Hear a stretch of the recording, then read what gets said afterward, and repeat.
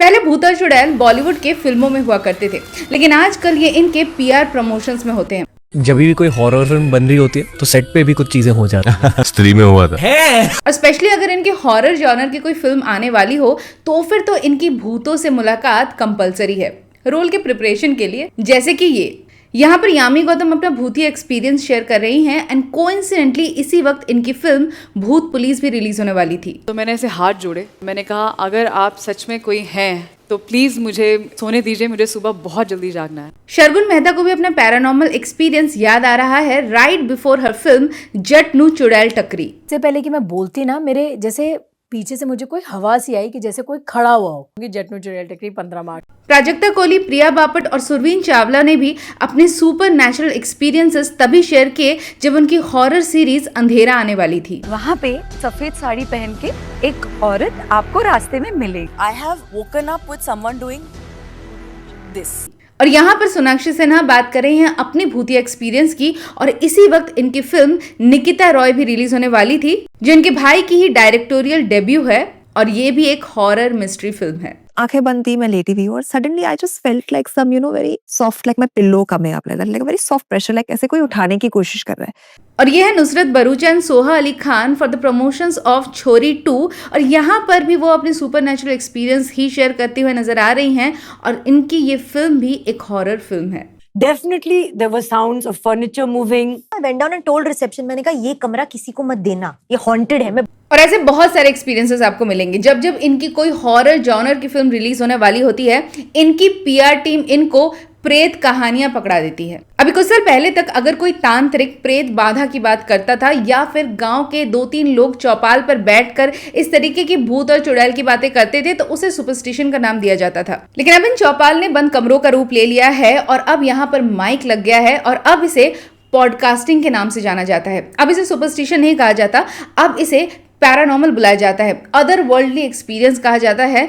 Haunted stories के नाम पर ये कहानियां बेची जा रही हैं और हमारे फिल्मी सितारे भी इसमें शामिल होकर खूब ऐसी कहानियों को प्रमोट कर रहे हैं। अब एक तरफ तो ये एक्टर्स खुद को मॉडर्न साइंटिफिक सोच रखने वाला बताते हैं, लेकिन अपने फिल्म के प्रमोशंस के लिए ये जिस तरीके की बातें करते हैं उन्हें देखकर ऐसा लगता है कि ये झुमरी तलैया से आए हैं। या येलो या रेडिश कुछ आएगा लाइट, तो इसका मतलब समझ लेना कि वहां पे या तो भूत या आत्मा कुछ तो ऐसा है।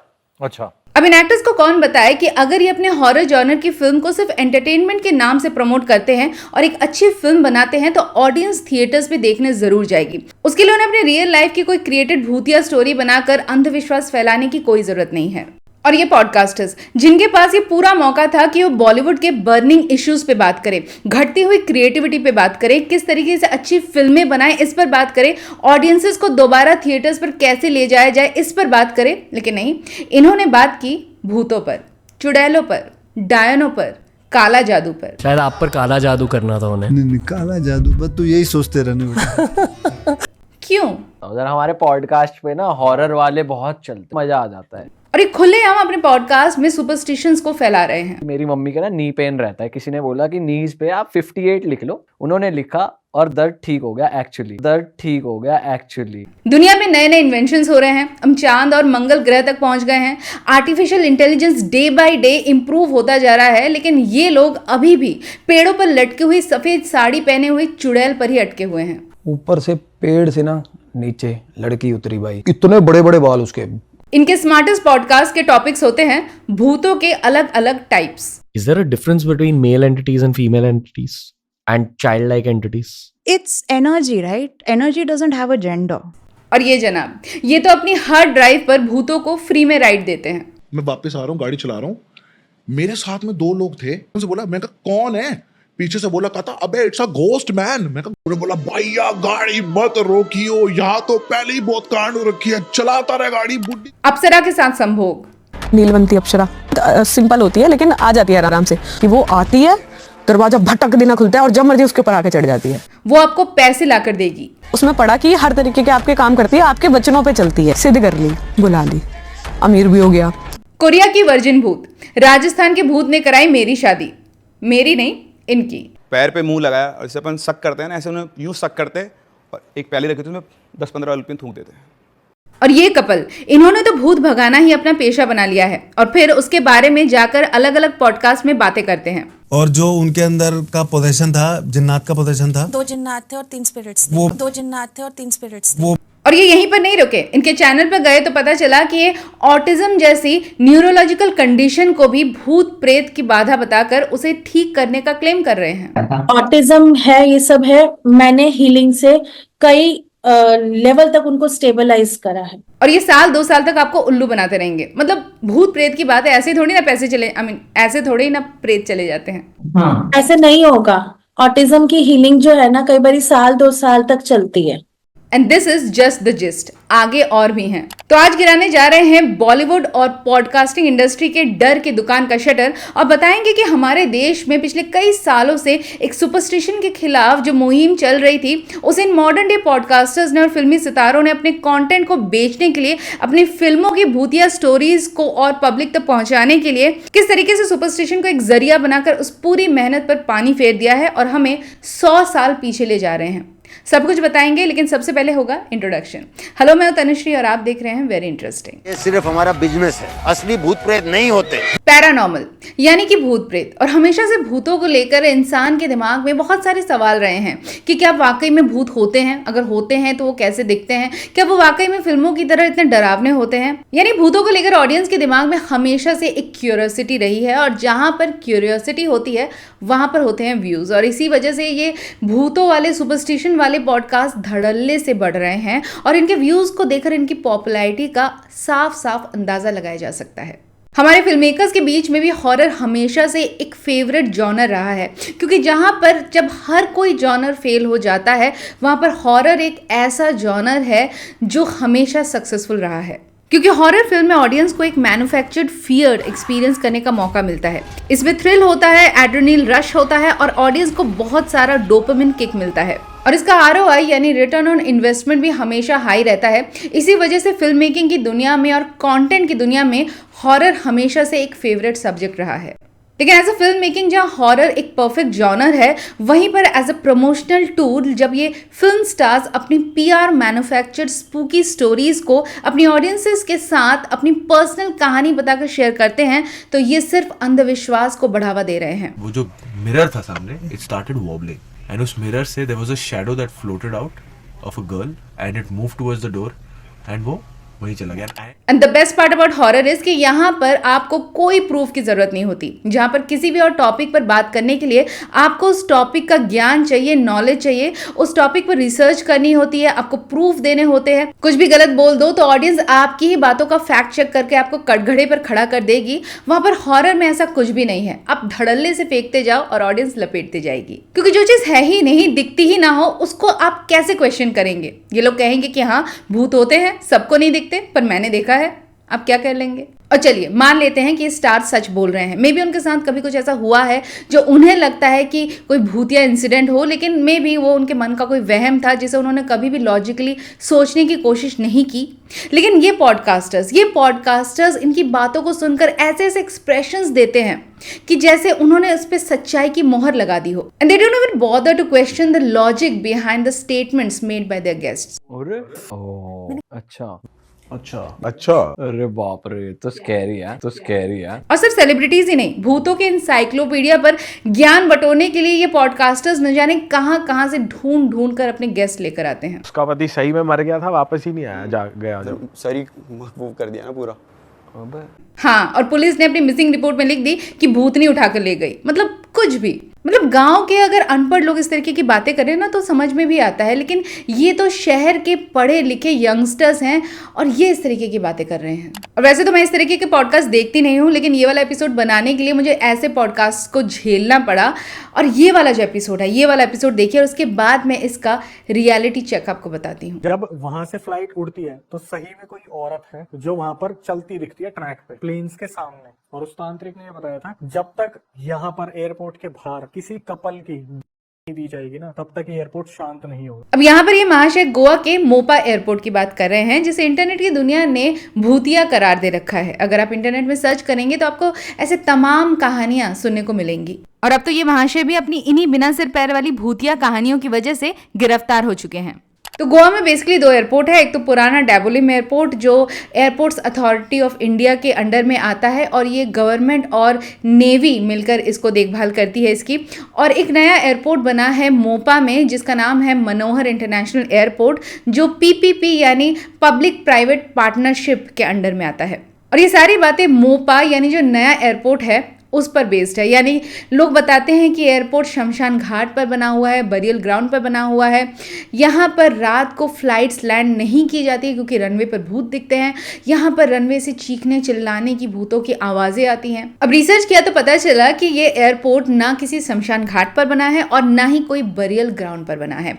लेकिन हाँ, जैसे कि एयरपोर्ट्स बनाए जाते हैं ये जंगलों को काट कर बनाया गया है, तो फिर ये शमशान घाट वाली या भूतों वाली बात आखिर आई कहाँ से? दरअसल लोकल लोग जो है वहाँ के, उनका मानना है कि ये जो जंगल के पेड़ हैं उसमें भूत रहा करते हैं और जब इन पेड़ों को काट दिया गया तो भूत जो है वो बेघर हो गए, जिस वजह से इस जगह को ये लोग भूतिया बताते हैं। साथ ही साथ वहाँ पे लोगों का एक और कहना है कि रात को यहाँ पर रनवे पर भूत दिखाई देते हैं जिस वजह से प्लेन रात को यहाँ पर लैंड नहीं करती है। दरअसल मोपा एयरपोर्ट को गवर्नमेंट ने इलेक्शंस की वजह से उसके टाइम से थोड़ा पहले ही इनॉग्रेट कर दिया था, जिस वजह से कई सारी टेक्निकल चीजें अभी भी बाकी रह गई थी। Mopa airport should be inaugurated when it is ready. और गोवा में रात को खराब विजिबिलिटी की वजह से और वेदर कंडीशंस अक्सर खराब हो जाने की वजह से स्टार्टिंग में चूंकि बहुत सारी टेक्निकल चीजें अभी भी बाकी थी करनी, तो रात को प्लेन की लैंडिंग्स पर रोक लगा दी गई थी, जिसे लोकल्स ने ये बोल के फैला दी बात कि वहां पर रनवे में भूत दिखते हैं, जिस वजह से रात को वहां पर प्लेन लैंड नहीं कराए जाते। साथ ही साथ जब ये नया एयरपोर्ट बन रहा था तो जो पुराने एयरपोर्ट की साइड के साउथ गोवा के जो MLAs थे वो नहीं चाहते थे कि नया एयरपोर्ट बने, क्योंकि इससे वहाँ की टूरिज्म को इफेक्ट होता, क्योंकि इससे टूरिज्म दो हिस्सों में बढ़ जाता। अब बहुत सारे टूरिस्ट इस एयरपोर्ट में जाते और यहाँ के आसपास के होटल्स में ठहरते, यहाँ का बिजनेस बढ़ता जो वहाँ के MLAs नहीं चाहते थे, जिस वजह से ये खबरें हैं कि वहाँ के लोकल्स के बीच में ये भूतिया एयरपोर्ट वाली बात फैलाई गई। I don't know whether it's a normal activity और a paranormal activity, but it's for you to find out. थोड़ा और रिसर्च किया तो पाया कि वहाँ के CISF के सिक्योरिटी पर्सनल्स और एयरपोर्ट के ऐसे बहुत सारे स्टाफ्स हैं जो खुद कहते हैं कि उन्हें इन भूतिया कहानियों के बारे में पता है, लेकिन उन्होंने रात को भी नाइट की ड्यूटी कर रखी है वहाँ पर, उन्हें आज तक ऐसा कुछ भी एक्सपीरियंस नहीं हुआ है। और हाँ, अब बात करते हैं उन चीखों की, आवाज़ों की जिसके बारे में वहाँ के लोग बताते हैं।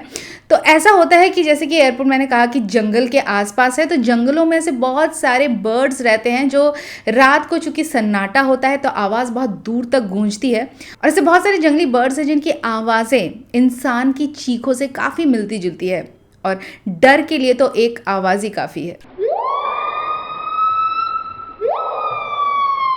अब मैं आपके साथ अपना एक पर्सनल एक्सपीरियंस शेयर करने वाली हूँ।